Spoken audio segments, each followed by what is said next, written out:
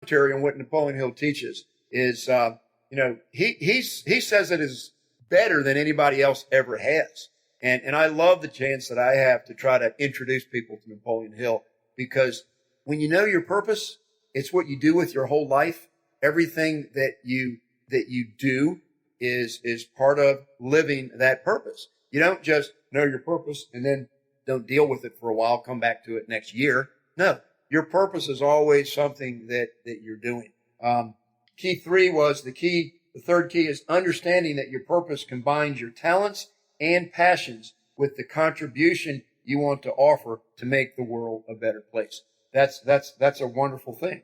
And the fourth key is to relax and just go with the flow. That's to being natural with what it is that you're going to do. The fifth key is recognizing that your deeper purpose will be revealed over time. Now, I had a very interesting conversation 2 days ago with one of my business partners, and his 26-year-old son is starting into developing some of his own business ideas. And I really enjoyed that I got brought into the conversation, because his son needs a business plan. He needs to get focused. Up to this point, his son hasn't written down anything. And my partner said, well, if you're going to go share your idea with anybody, potential partners or banks or anybody else that you're going to collaborate with to move toward what your idea is, it's best to write it down. And Steve talks about that all the time. So he introduced me. I'd already met his son right then, but then we got into this part of the conversation. Well, here's the thing. The idea that his son has is a very creative idea. And it's not up to me to say whether it will or it won't work. I never do that with people. I just make sure that they do all their research, lay it out, learn their competition, see if it's really going to work. But I hope that idea works that his son has. I'm not even going to tell you what it is now. But here's the point. Just the process of trying to develop that idea, to explore that idea, putting in the hard work to analyze, look at it, do a plan, is going to help his son focus.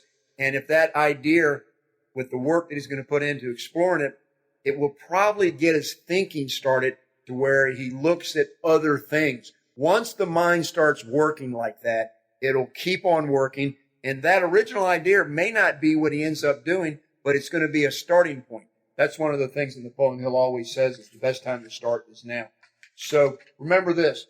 Finding your purpose, identifying your purpose is a work in progress. It's something that some people, it takes much of their life to finally realize it and understand it. Some people are very, very fortunate. They know their purpose at an earlier age, and then they can get focused. So that's kind of my overview introduction. Yeah, you have a question? No. Do I have a question? I'm supposed to be asking you. Yeah, you want to ask me a question? Yeah. I just want to make a comment about sometimes when you do have that idea or that desire, it's so easy to overanalyze and try to find just the right, perfect thing. And sometimes that can just totally throw you off. I know just with experience and trying to do something new, sometimes you can just talk yourself right out of an idea, just maybe hearing too many comments about it or just overthinking something. And I think sometimes we just have to just go with it and not overthink it. So I just wanted to bring that. Oh, yeah. Napoleon Hill says that very, very clearly. It is that don't listen to all the naysayers and the negative people. Last week on the show, when I was talking about the book itself, I talked about how a lot of family members and your closest friends just bring you down. And that was big in the book. It just talked about negative influences and people that don't have faith in what you're doing. You need faith. Well, what I was really leading into was intentional. I started to say it when we talked about purpose, that a lot of people talk about their purpose as if it's this incredibly universal, lofty ideal. That's what I tried to say. I couldn't say that earlier. A universal, lofty ideal. If you're going to have a purpose, just go for something that's a beautiful thing that's going to make the world a better place. That's what we call a lofty ideal. But that's not all that this really is.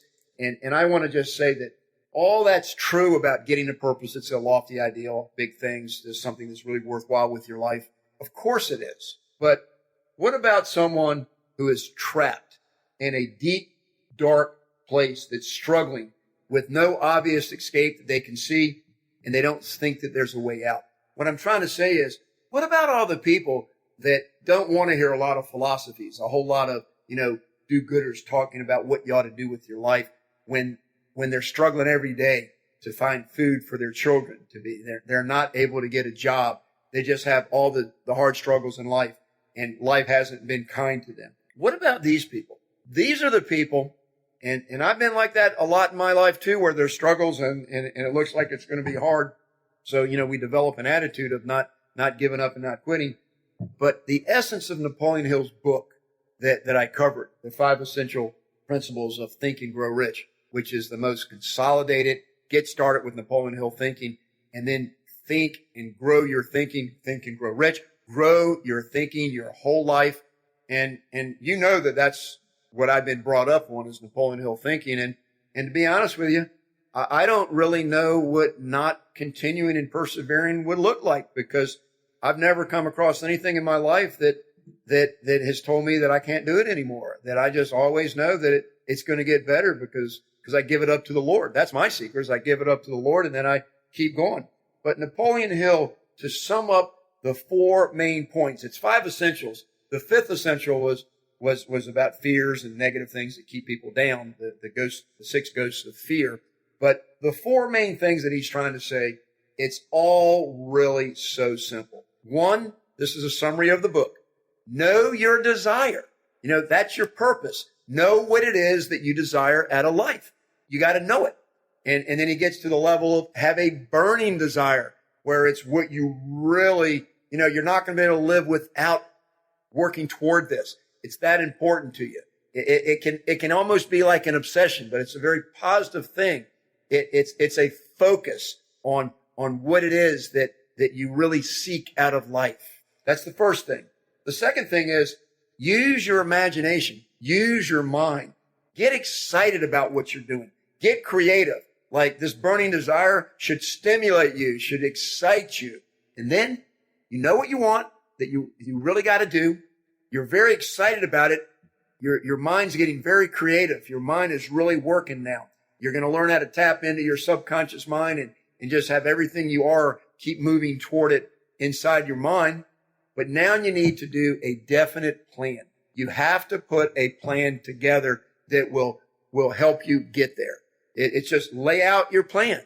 Just put it down. If you've got a business idea that's part of your purpose that you want to end up somewhere and it requires you doing certain steps along the way with an idea, do your business plan. But do a plan. Do a plan. But then the next thing is surround yourself with people who genuinely care about your success. And that's where we're going to get into the mastermind later in the show here. But, Right Thinking Foundation, my slogan, my motto, whatever you want to call it, is don't quit, plan ahead, it will get better. So that's kind of a summary of what the book was. So know what you want to do, use your imagination if you're thinking about it all the time, and then put a plan together, and then surround yourself with people that will help you achieve that care about you. That's absolutely great. I just wanted to read this little quick paragraph when you reminded us all of the actual Right Thinking Foundation. Don't quit, plan ahead, it will get better. It reminded me of this little devotion that I read through Joyce Myers. It's just a quick little story about not giving up and not quitting. The story is told of a little boy who was overheard talking to himself in his backyard. He was wearing a baseball cap and carrying a ball and a bat. "I'm the greatest hitter in the world," he announced. Then he tossed the ball into the air, swung at it, but missed. "Strike 1, he yelled. He picked up the ball and said again, "I'm the greatest hitter in the world." He tossed the ball into the air. He swung again and missed. "Strike 2, he yelled. He straightened his cap and said one last time, "I'm the greatest hitter in the world." He tossed the ball up into the air and swung at it, and he missed. "Strike 3. Wow," he exclaimed. "I'm the greatest pitcher in the world." I love that kid's attitude. Just never giving up attitude, that never give up, and just changing your whole outlook in your life, it makes such a big difference. And I mean, you're really good at that. You always have been, Steve. You're just such a positive person, and you never give up. That's the reason why we came up with this slogan for Right Thinking Foundation, because it's just not giving up. So I just thought that was a cute story to encourage our listeners. I love it. Donna, thanks for saying that. When I said earlier what I know my purpose is, to love everyone and to try to help everybody have a better life, that's what Right Thinking Foundation is all about, why I founded the foundation. And I really hope and pray, and I'm working toward it, that I can pass that type of thinking that I have, that I attribute a lot of it to my lifetime of following Napoleon Hill and reading all of his stuff, or as much of it that I can always get my hands on, because he's got a program that I think is just absolutely tight, that it's got everything in it. It's based on the Bible, but he takes it and goes practical. And I want to go into a little bit more on that in a second. This attitude that I have when I go into prisons, one thing that I learned a couple years ago when I met Jim Stovall. When I met Jim Stovall and I asked him, would he give me something that I can take with me into the prison at Powder River Correctional in Baker City, Oregon? And he didn't hesitate, and he said, yeah, you tell those men that even if you were the only person living on this earth, that God would have done the exact same thing with them, the exact same thing with the Son for you. If you were the only person alive, he still would have done the exact same thing for you, because that's how much he loves you. And then tell them that in every adversity or hardship, there's a seed of equivalent benefit. And what that means is that no matter how bad it is, there's something in it that you can discover that will help you overcome it and move forward and grow to be a better person and be a stronger person. And that's a Napoleon Hill quote. But I give out 5 or 6 books every time that I go to prison to the library, and it makes it easier for me to connect with people, because I tell them that I have a message, but I want them to know that my message is not just my message. My message is the same message that some other people that are just people that I admire greatly, that I've read, that I want to share. And I give out 3 Napoleon Hill books. I give out Think and Grow Rich. I give out Outwitting the Devil, and I give out Owning Your Own Mind, or owning your own mind. And then those are the 3 Napoleon Hill books. It's got this attitude built into it. And then I give out a Jim Stovall book, The Art of Productivity, which is about finding who you are and becoming the best that you can. That it's the same themes that we're talking about. And I give out a Robin Kasarjian book called Houses of Healing, based on her program from the Lionheart Foundation, that when you're in prison, that you can turn this place into a house where you can heal. Healing's a big part of finding your purpose. But I give out a Viktor Frankl book that's a classic. It's called Man's Search for Meaning by Viktor Frankl. And Viktor Frankl, I like to tell his story sometimes. Viktor Frankl was a psychologist that was in World War II concentration camp. And he was in a concentration camp the whole war. And while he was in the concentration camp, he really analyzed why some people can survive and others can't.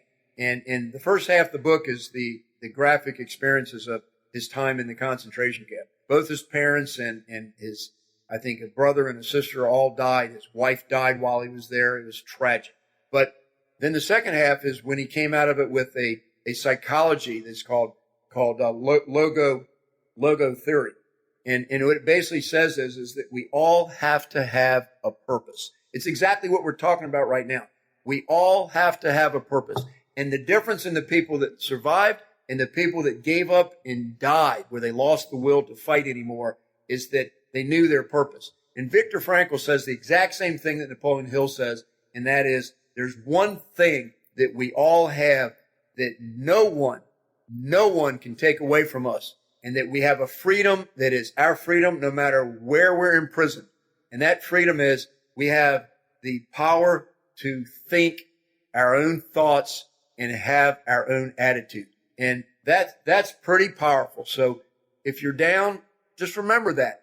There's been people that have been down probably a whole lot worse than any one of us will ever be down to speak like that. But so let me continue here. The reality is that it's very difficult, and that you may have limited resources, no money, no one supporting you, lots and lots of obstacles. So what do?